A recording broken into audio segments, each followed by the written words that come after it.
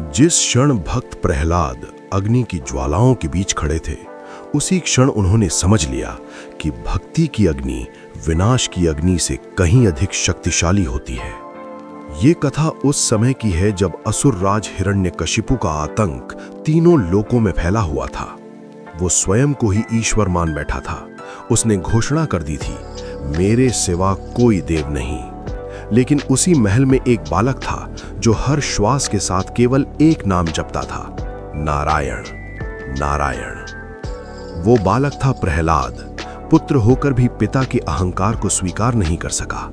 हिरण्यकशिपु ने समझाया, धमकाया, दंड दिया, पर प्रहलाद की भक्ति नहीं डगमगाई। उसे ऊंचे पर्वत से गिराया गया, पर वायु ने उसे थाम लिया। उसे विष पिलाया गया, पर विष अमृत बन गया। अंततः उसे अग्नि में बैठाया गया। सबको लगा अब भक्ति जल जाएगी। लेकिन जैसे ही अग्नि प्रज्वलित हुई, प्रहलाद की आंखें बंद थीं और होठों पर वही नाम, नारायण। क्षण भर में अग्नि शांत हो गई और वही अग्नि अहंकार को भस्म कर चुकी थी। तभी हिरण्यकशिपु ने क्रोध में पूछा, तेरा भगवान आखिर है कहां? प्रहलाद ने शांत स्वर में कहा, वो हर जगह है, इस स्तंभ में भी। और अगले ही क्षण स्तंभ फट पड़ा। न मनुष्य न पशु, प्रकट हुए नृसिंह भगवान।